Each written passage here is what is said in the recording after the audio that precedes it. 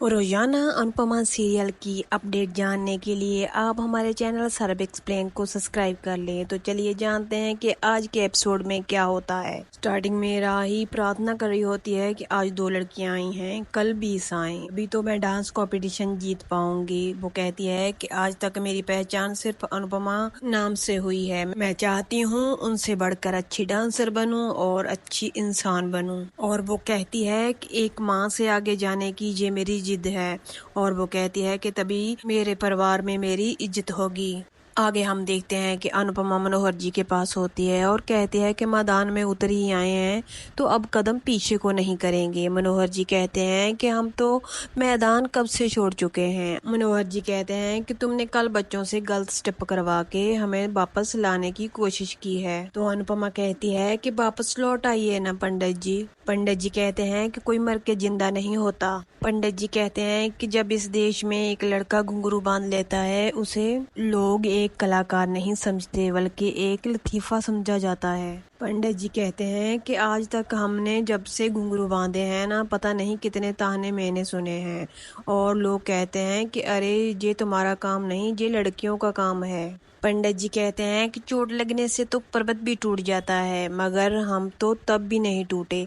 तो अनुपमा कहती है कि अब क्यों टूट रहे हैं। पंडित जी कहते हैं कि क्योंकि इस बार चोट हमारी संतान ने मारी है। पंडित जी कहते हैं कि जब अपनी लकड़ी को लहड़ी बन जाए तो बूढ़ा बरगद पेड़ कटने के अलावा और क्या कर सकता है। अनुपमा कहती है कि संतान की दी हुई पीड़ा को मैं भी समझती हूँ, अच्छी तरह समझती हूँ। लेकिन अनुपमा पंडित जी से कहती है कि मैं आपको वापस ला कर ही रहूंगी, एक मेरी जिद है और एक मेरी जरूरत है। अनुपमा हाथ पे लिखे हुए खर्चों को बताती है और पंडित जी से कहती है कि मुझे पैसों की बहुत जरूरत है। और कहती है कि अगर भारती का ऑपरेशन नहीं हुआ तो वो कभी नहीं चल पाएगी। अनुपमा कहती है कि मेरी मोहल्लों की औरतों में बहुत जोश है, वो मेहनत की रास्ते पर चलना तो चाहती हैं मगर उनके पास गुरु नहीं है। आप उन्हें रास्ता दिखा सकते हैं, आपकी उन्हें जरूरत है पंडित जी।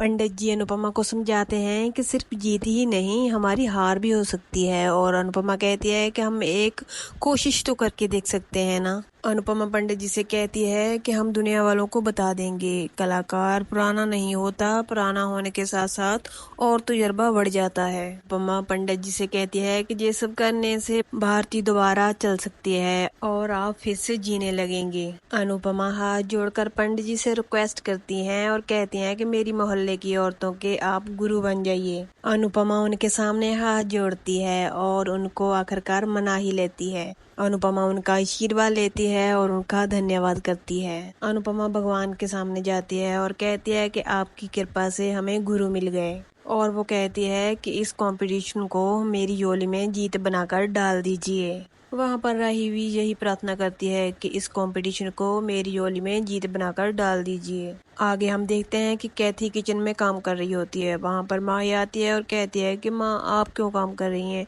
मैं कर लूंगी ना। तो कैथी कहती है कि तू कितना करेगी, ऑफिस भी संभालती है और घर का भी संभालेगी। यहीं पर माही कहती है कि कोई बात नहीं, ऑफिस प्रेम संभाल लेगा और मैं घर और ऑफिस का काम मैं घर पर भी तो कर सकती हूँ। माही कैथी को पूरा भड़काने की कोशिश करती है और कहती है कि राही ने मायके भी में ही कभी काम नहीं किया था, लेकिन अनुमान ने उसे हमेशा मुझसे बढ़कर रखा है, मुझे कभी इतना प्यार नहीं किया। तभी राही भी आती है और उनकी बातें सुन रही होती है। कैथी कहती है कि अब मैं तुझे प्यार दूंगी, अगर नहीं मिला तो क्या हुआ, मैं भी तुम्हारी माँ ही हूँ, सास नहीं हूँ। माही कैथी से कहती है ना ही मुझे घर मिला ना ही मुझे माँ मिली। तो तभी राही कहती है शर्म और लिहाज भी तो नहीं मिली ना तुझे। राही पास आती है और कहती है कि अगर मिली होती तो तुम अपने मायके का ऐसे मजाक नहीं उड़ा रही होती। राही कहती है कि तुम्हारे पापा ने तुझे एक्सेप्ट नहीं किया और तुम्हारी माँ तुझे छोड़कर चली गई, फिर भी इन सब लोगों ने तुम्हें सिर आंखों पर बिठा कर रखा। राही कहती है कि घर का काम करने की तुझे कोई जरूरत नहीं है, रिहर्सल खत्म करके मैं करने ही वाली थी। तभी कैथी कहती है कि अगर एक बहू रसोई के काम में हाथ बटा रही है तो उसे तो बिटाने दे।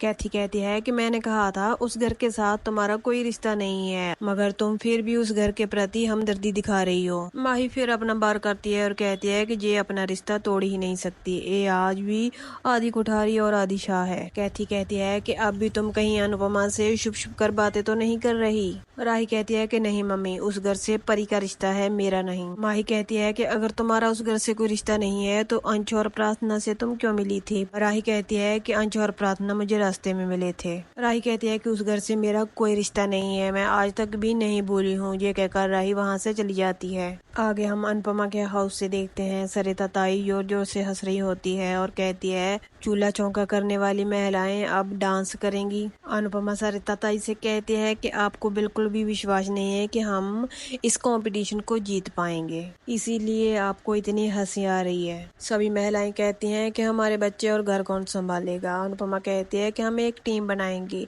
एक इतनी मजबूत टीम बनाएंगे कि हम सब कुछ संभाल लेंगे। अनुपमा कहती है कि हम एक मशीन के पुर्जे हैं, सब एक साथ इकट्ठा होकर काम करेंगे तो हमारी मशीन टकाटक चलेगी। अनुपमा सबको समझाती है कि मौका जिंदगी में एक बार मिलता है, क्या हम इस मौके को हाथ से जाने देंगे। जसप्रीत कहती है कि बिल्कुल, हम एक मिसाल बन जाएंगे। हाँ, अनुपमा कहती है कि यही तो मौका है अपना हुनर दिखाने का। एक औरत कहती है कि हाँ, हमें डांस करना है, मगर सरिता ताई कहती है तुम्हारे आगे पीछे तो कोई नहीं है, मगर हम तो बाल बच्चे वाले हैं, हमें सारा काम करना है।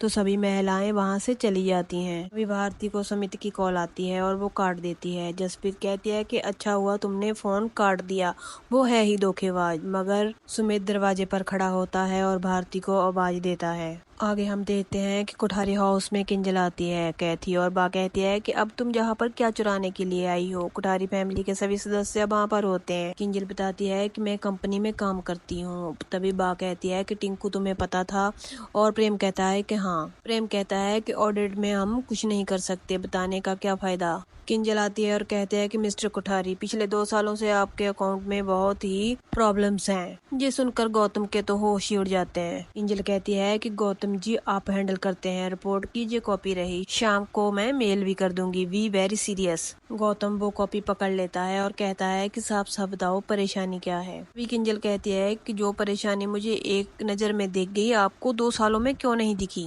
किंजल परी और राही की तरफ देखती है और वहाँ से चले जाती है। और गौतम कहता है कि ये क्या, न्यू ऑडिटर, मगर क्यों। प्रेम कहता है कि हाँ, लेकिन तुम क्यों परेशान हो रहे हो। बा कहती है कि तुम तो जानते हो उस परिवार के साथ हमारे रिश्ते कैसे हैं। प्रेम कहता है कि रिश्ते कैसे भी हों, मगर वो काम कर रही हैं। प्रेम पापा को कहता है कि पापा एक बार आप इसे देख लीजिए, बहुत ही सीरियस मामला है। पराग जी कहते हैं कि मेरी ही गलती थी। तो गौतम अपनी ही सोच में पड़ जाता है। आगे सीन हम अनुपमा के हाउस से देखते हैं। जसप्रीत और अनुपमा सुमित से सवाल करती हैं कि तुम भारती को एकदम से छोड़कर कहाँ चले गए थे। भारती कहती है कि अरे तुम ऐसे सवाल क्यों कर रही हो, सुमित मुझसे शादी करना चाहता है और जल्दी हम शादी करेंगे। तो तभी सुमित कहता है कि मैं तुमसे शादी नहीं कर पाऊंगा, मैंने तुम्हारे डॉक्टर से बात की थी, तुम जल्दी ठीक नहीं होने वाली, मेरे माँ बाप बुजुर्ग हैं, उनको संभालने के लिए चाहिए था कोई, इसीलिए मैं तुमसे शादी कर रहा था। अब तो तुम्हारी ऐसी हालत है कि उल्टा तुम्हें ही 2 लोग संभालने के लिए चाहिए। सुमित कहता है कि पता नहीं तुम चल भी पाओगी या फिर पूरी उम्र हैंडीकैप्ड रहोगी।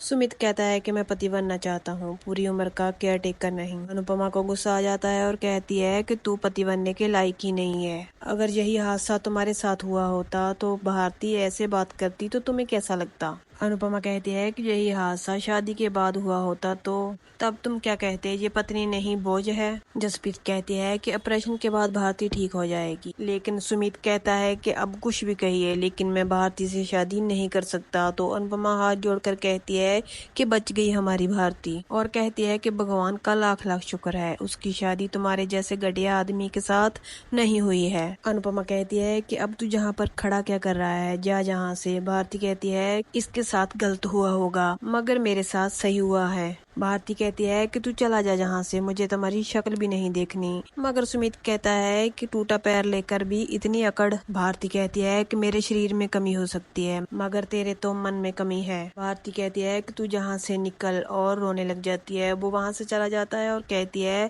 कि मेरे साथ ही ऐसा क्यों तय होता है। अनुपमा कहती है ये तो भगवान के पास ही इसका जवाब है। जसप्रीत बहुत रोने लग जाती है। अनुपमा कहती है कि रोते वो लोग हैं जो गिर के संभल नहीं सकते, मगर हमें तो भगवान ने शक्ति दी है गिर के संभलने की। यहीं पर खूबसूरत एपिसोड का एंड हो जाता है। कल हम देखेंगे कि अनुपमा को मोहल्ले के मर्द आकर कहेंगे हमारी औरतों को डांस गाना क्यों सिखा रही हो, हमारी औरतें चूल्हा चौका छोड़कर नाच गाना नहीं करेंगी। तो दूसरी तरफ राही को भी डांस कंपटीशन जीतने के लिए स्टूडेंट नहीं मिल रहे हैं। तो कल देखेंगे आगे क्या होता है। कल मिलते हैं।